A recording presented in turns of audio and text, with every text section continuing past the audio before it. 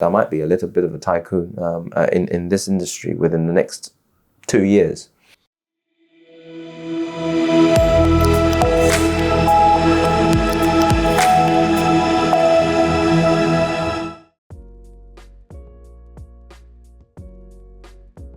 Welcome to our third and final episode with Jo Lam. We continue talking about his journey and how his business attitude has transformed his success with clients. This is the final part of his story. So we have talked about before about, how to play around the media, how to deal with haters.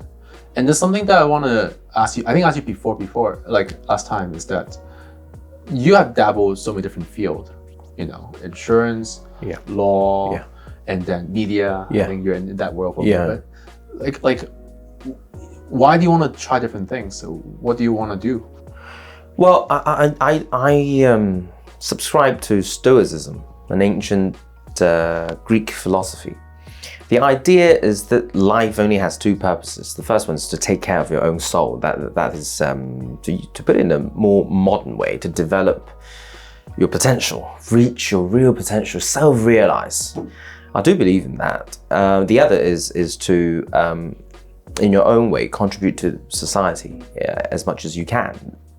Be of public value, That's my idea. And I think the reason why I've been doing so many different things really is to develop myself.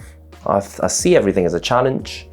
The law was a great challenge to educate myself, to learn how to present and how to think properly, express myself clearly. The media taught me how to be interesting, how to relate to people, again, how to present myself. And then insurance, I think the most interesting sales profession that I can think of. It's tough, it seems very boring, but it's actually, to me, very, very exciting. And obviously the money. I want to learn how to make good money. That's why. But I have to say, I haven't been that actively anyway, seeking out opportunities.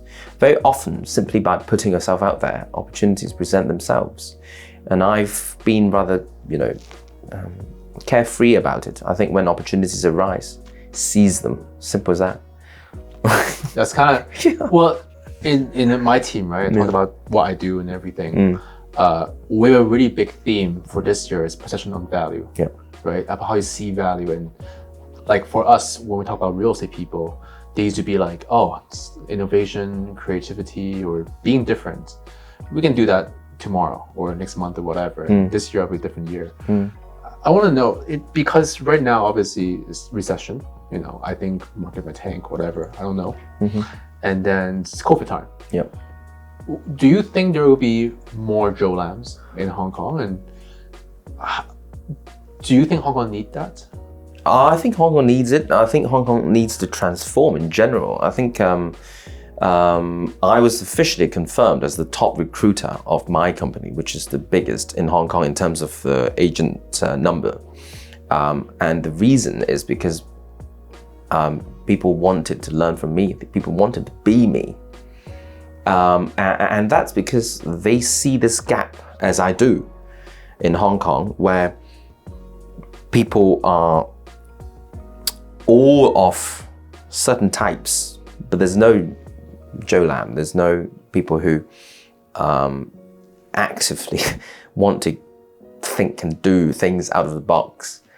Now, we are not in a very good economic situation, or in general. Hong Kong is not in a very good state. It's crying out for people who want to try something different. There's nothing to lose, I'm afraid. Whether there's much to gain, that's up to you. But I just think this way. I think try it.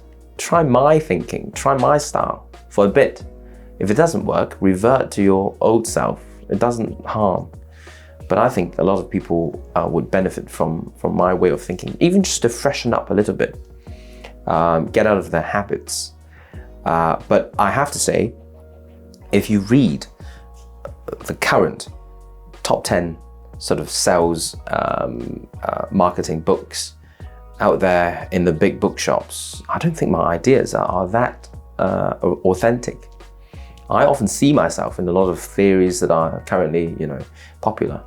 So it's just a matter of the public catching up with my ideas. Now, a very interesting is a professor, also a public figure, Simon Shen, who teaches at Chinese University. He actually gave me some very good advice. I think it made a lot of sense. He thinks that in the next cycle, he wasn't very clear about what cycles mean, but he thinks that we are simply a cycle or two behind the US and the UK. And he thinks that in time, people are going to understand me. But I might have arrived slightly ahead of the trend, but we will get there. I have an audience that asked me a question that I think it'd be good to ask you. So let's say this, right? Somehow you are not going to do insurance, you do real estate. And I don't know how much you know about real estate. How your style, if someone wants to start a brand from scratch, how would you do it? Well, I have a rather crazy idea, which is actually what I did last year when I first entered insurance. You are going to go on a negative campaign about the industry. Now that's just my idea. It might not be what I actually do. I don't know enough, but I might run a negative campaign. I might go against all the people in the industry, saying bad things about them, and proclaiming myself that I'm here to clean up the mess. I'm here to be the light, leading people out of darkness. I would do that. It will alienate a lot of people, but it will be the quickest to establish yourself. And you will attract a certain section of clients, just like before. People who are very unsatisfied with what they can currently find in the market. And certain people will come to you. That's the quickest way. So the Trump style? Absolutely, yeah. You get hated, but what's your goal? I'm not here to be liked. I don't care. I really don't care. I'm here to achieve results. And with results, you will be liked. What football teams in the Premier League are most supported? Man United, Chelsea, Arsenal. Why? Because they win. Because they're successful. A lot of things about Man United, to me, are not attractive. The ownership structure, even their culture, but they win. That's all that matters. I don't think a lot of people like Trump on a personal level, but I think they admire him for his success and they vote for him. Come on, he got 70 million votes in the election. I don't think that many people like him at all. Now, that's the difference. Forget about being liked. Enjoy being disliked, but certainly aim for results. That's all you need to care about.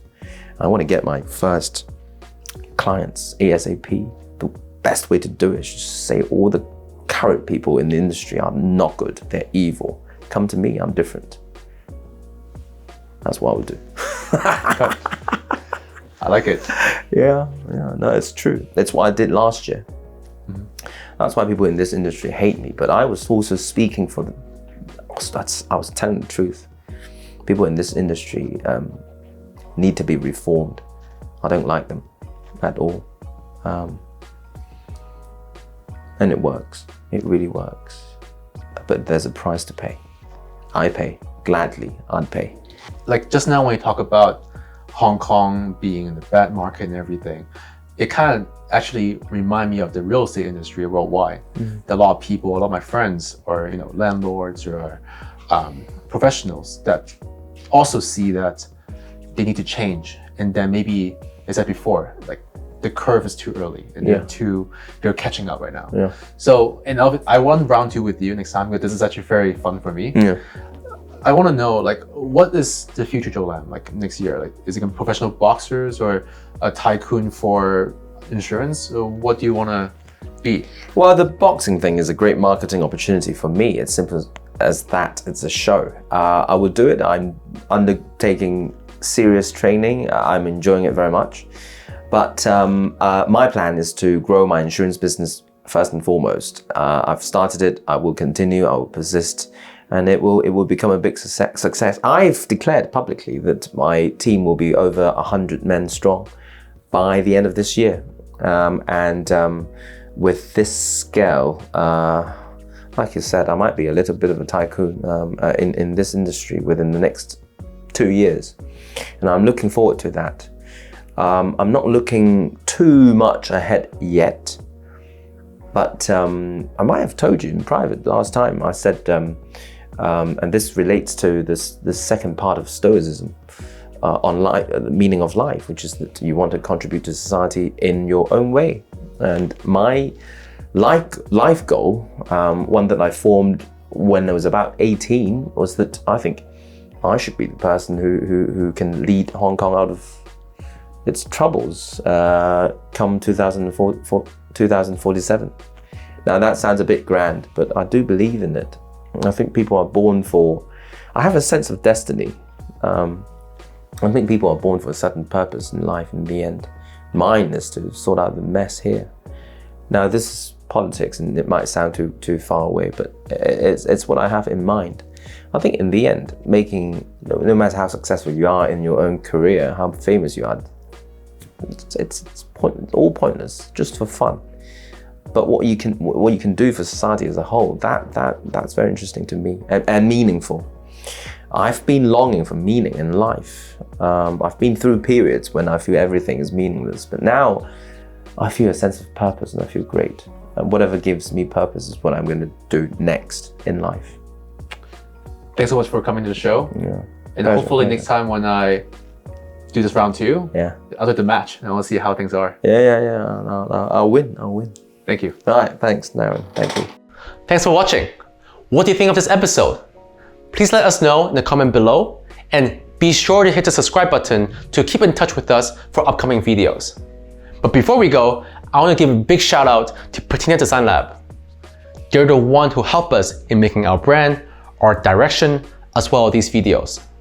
They are a strategic design consultancy firm that help businesses with a wide range of design services, from industrial design, branding, graphic design, art direction, content creation, and many more.